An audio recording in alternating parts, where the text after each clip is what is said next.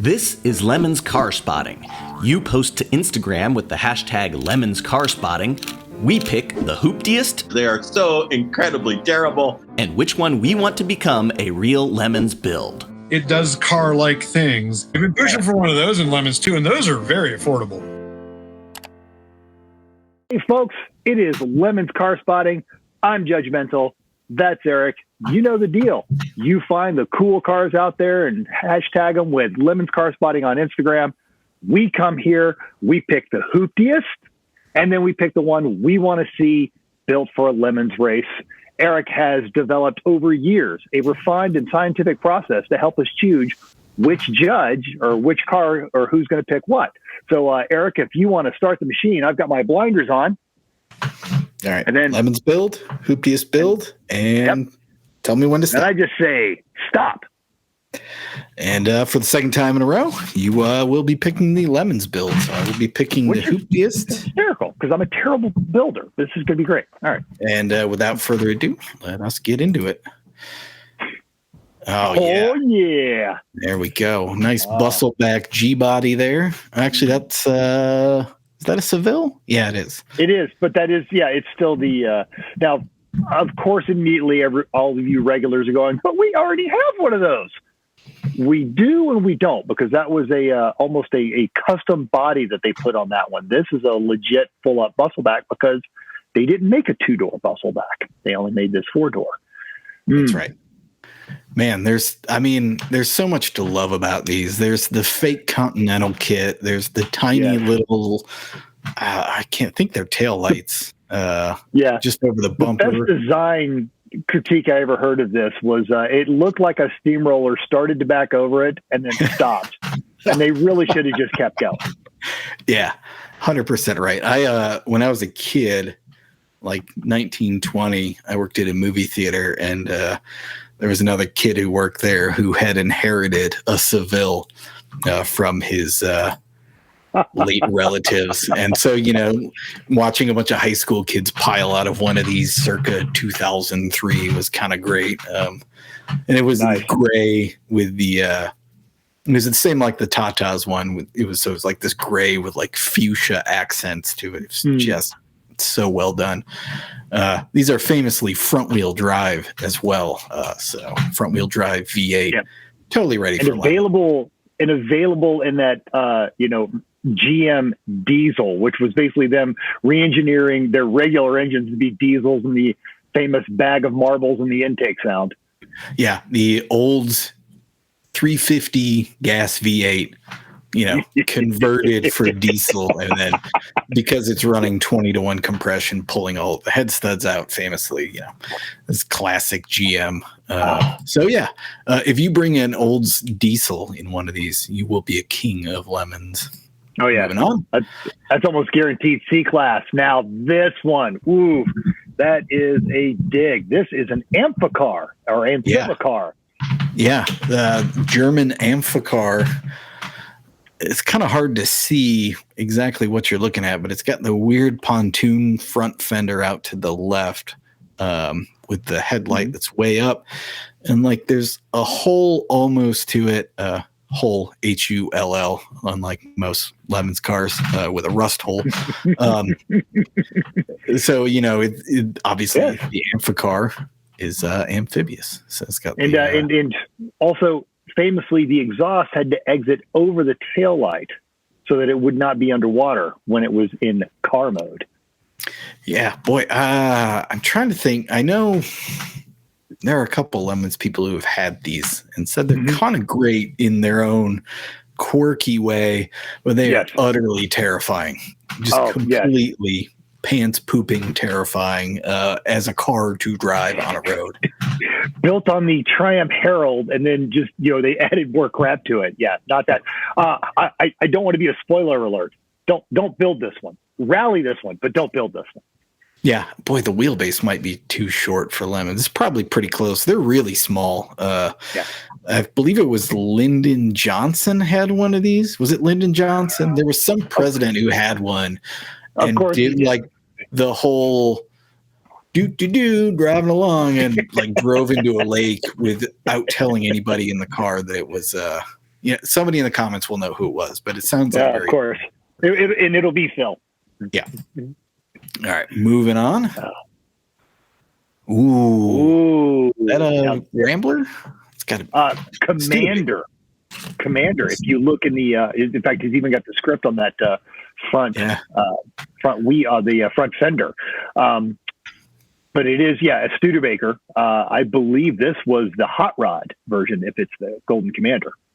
It was one of the top trims. Boy, their Studebaker's model lineup was at least as confusing as General Motors was, which is to say it makes no sense. There was names assigned to it that were supposed to be, whatever. There was the president. There was the Studebaker dictator, famously, which in retrospect, not the greatest name for a car. The Commander, or was it? Or was it? Yeah. Boy, this is a later one. This got to be in the 60s. So this is kind of the Studebaker end times. The last Studebakers were 65s, and there weren't very many of them. This is probably, and of course, that one from regular contributor Eastern Washington Car Spotting, and it you would think you would run out of material, but no. And more so, I see the pile of trash on the front porch and the unmowed driveway. Yeah, and all of this reeks of, I know what I got, no low ballers. Yeah, there's one of two things happening there. There is this guy, shouldn't say this guy. This person thinks this is a $12,000 unrestored car, or nobody's bothered to knock on the door and offer to haul it away for $700. And there's usually not a whole lot of in between. No. That is clean though, and straight. Man, no one painted this thing. The paint's gone, but no one bumped a card into it. It is pretty remarkable. Studebakers, by the way, have a 100% success rate in index of affluency. So bring one of these, you are very likely to get the IOE with it.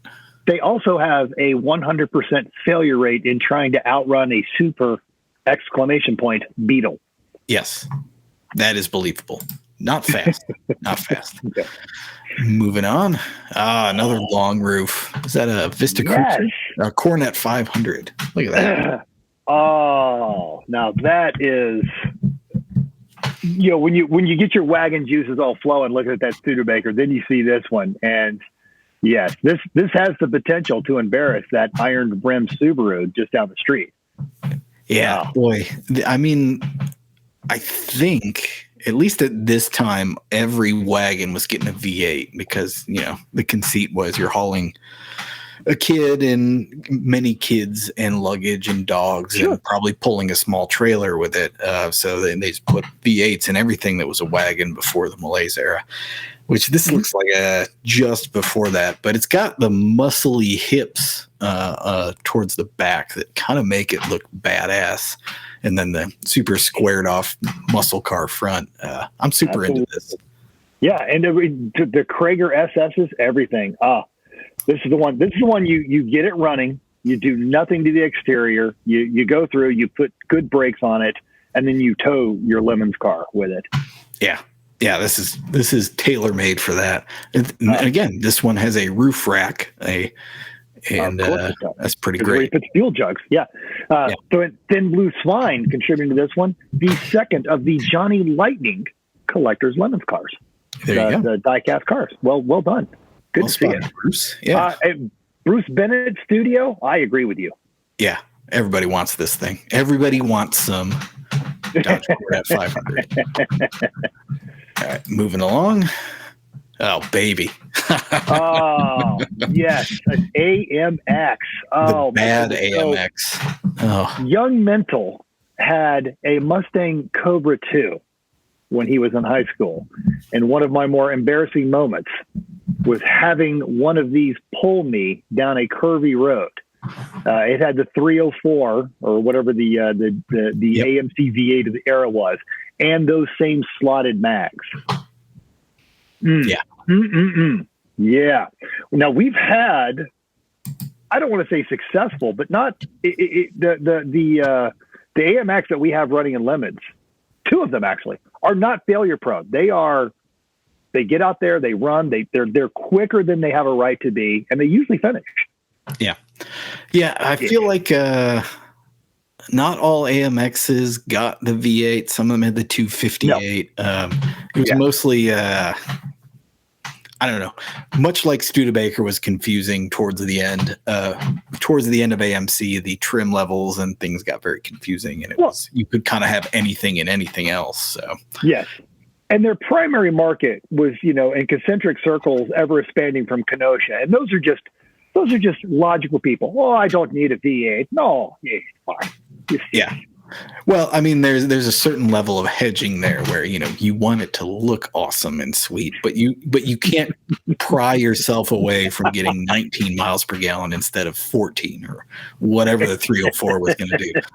I will say this one in particular has the aftermarket snorkel hood, or the nostrils, whatever you want to call that, ram air.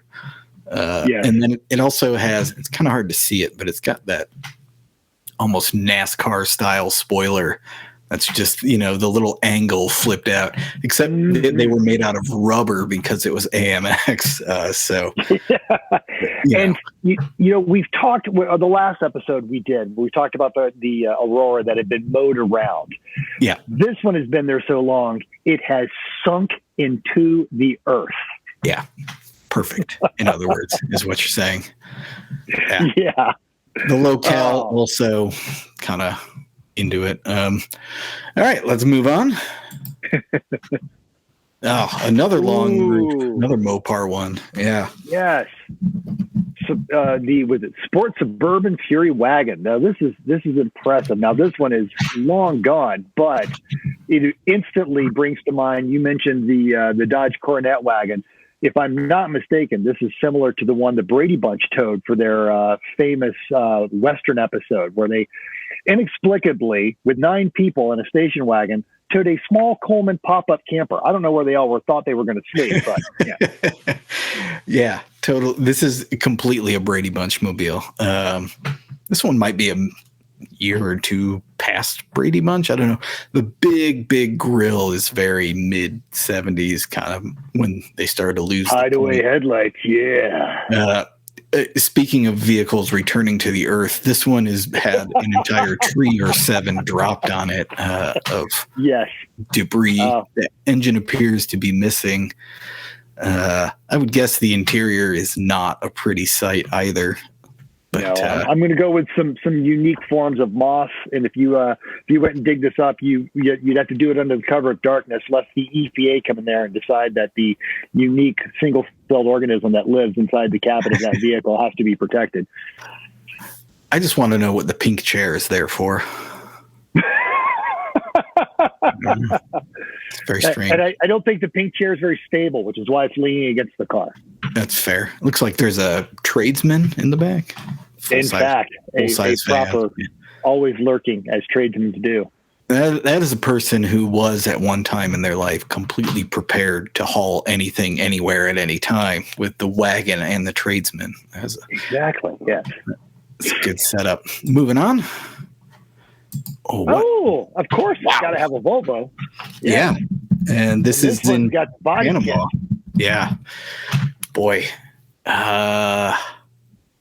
Well, it looks like somebody would have tuned this in Panama with good Lord. I don't know. It's hard to separate 1980s aftermarket styling from rain gutter from the Home Depot.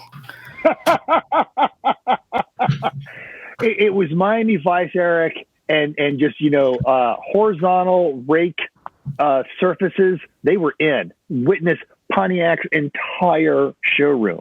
Yeah. Anytime during the late 80s. Yes, that's absolutely. A good point. Yeah, it's got the little trunk spoiler. It's got ground effects. Boy, I mean, this must make thousands of pounds of downforce. It's basically a Mercedes F1 car. So. Or yes. I guess it'd be more like an Aston Martin F1 car if we're going to go there. But yes, this would be a minor henchman's episode of Miami Vice, one of the lower level guys that Crockett and Tubbs shake down to get information on the big cheese. That's what he's driving. Yeah, that's the mid-level guy. There you go. Oh, yeah, of course, the classic. Oh, of course. Oh, and it's the SFs. Oh. All right. Now, not Jonah Hill, a recent winner, or what are the teams that won the Southern Fried Heats Rally? Yep, recent Lemons Rally winner, regular iRacing participant, not Jonah Hill. Boy, HHR SS Panel Wagon. This is that territory you trod when you get the guy who wants to tell you, and it's got a sunroof too while we're at it. Yeah, factory. Holy snakes. This is the guy who wants to tell you it's one of 4 ever built. Like, that's something to be proud of. I want to agree. There cannot be that many. Someone had to sit down with a special order sheet over some high-pressure GM salesman going, are you sure you just don't want to take the one I have out there in the lot? So, honestly, would not have bought new, would daily this. Yeah, I mean, let's say it's 2000, when they sell these, 2007. You want to buy a station wagon, but you are loyal to General Motors for some reason. This is it. And you love superchargers. So you want a supercharged, 4-cylinder. Yeah. Yeah. There you go. Makes perfect sense.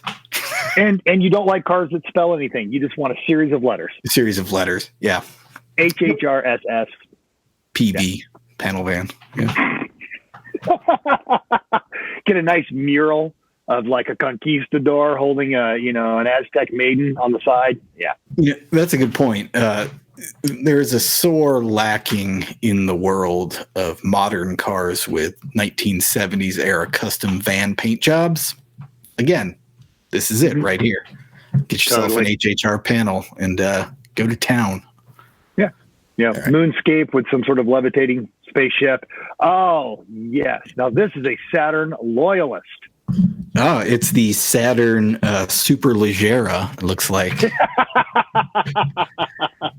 So this is I believe the SC1, but the fancy wheels make me think that this was originally a twin cam. Yeah, this is an SL2. L is the sedan for some reason. I don't know why. And it's got the turbine wheels that they put on the twin cam ones, so it makes 124 horsepower instead of 100. Oh, yeah. Of course, made out of plastic. So when the body panels crack, you could just put new plastic on, or you could do this. And I don't know. I kind of like the aesthetic, frankly. I feel like he's got a really, really nice one, and this is the source of parts for it. That's a good point. Yeah, I mean the body skin has to come from somewhere, so he's out there Buffalo Billing this thing so that he can make a whole one.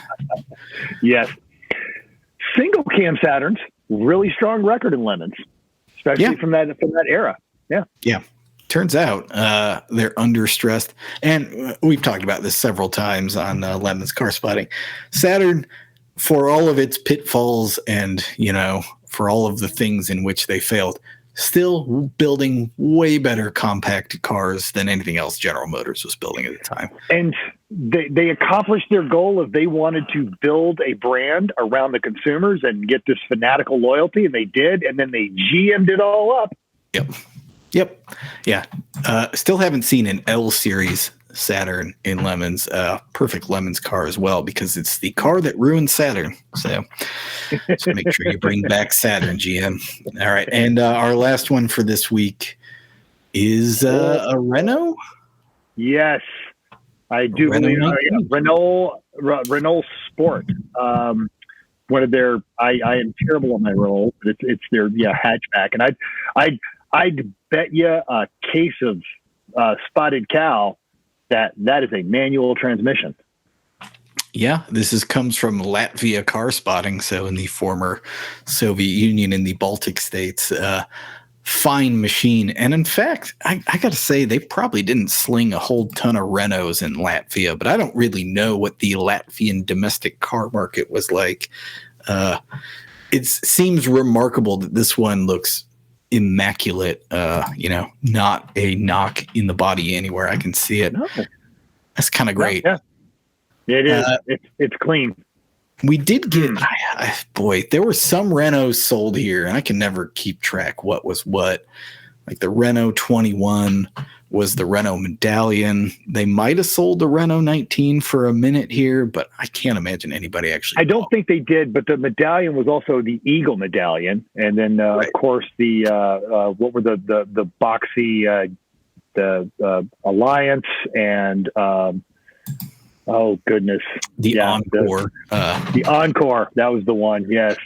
Those might have been based on this car. I'm not entirely sure. Somebody in the comments will know the AMC to Renault history better than I will. Across the Atlantic badge engineering like none other. And you had George C. Scott as a spokesman. So boy. If you ever get bored or after watching this, actually go to YouTube and watch all of the Eagle commercials where George C. Scott was slinging a 7-year, 70,000-mile warranty on Eagle products in 1988. The best part of that, and now that you've got me started, I can't stop. The Eagle Medallion famously was snapping timing belts at 9,000 miles. So the 70,000-mile warranty was like a death sentence to that car because they would replace maybe an engine and then be like, no, it's totaled. Sorry. Get a new car. I love George C. Scott talking to me about the performance of the Renault Alliance GTA. Not how fast it could go from 0 to 60, but this was their big thing is they were fastest from 60 to 0. Well, gotta have something.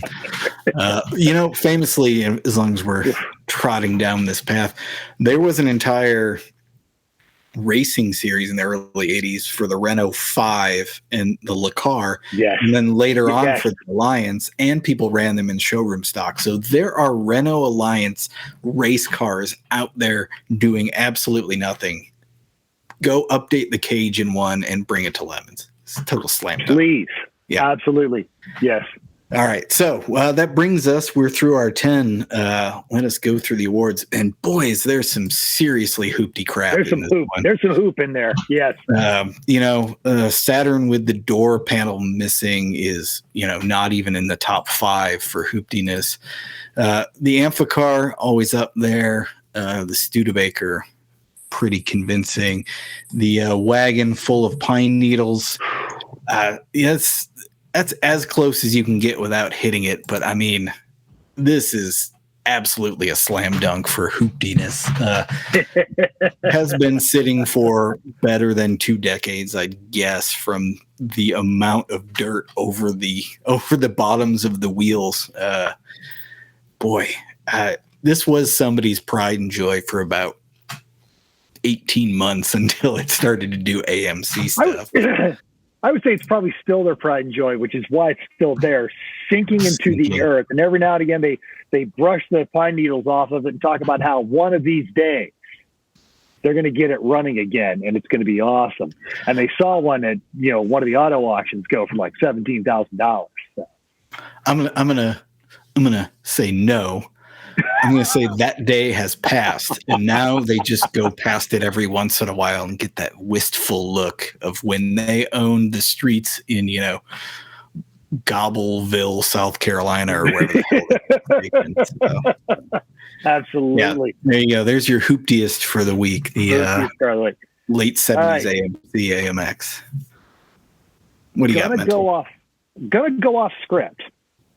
And only because I was part of a unsuccessful effort to campaign an HHR.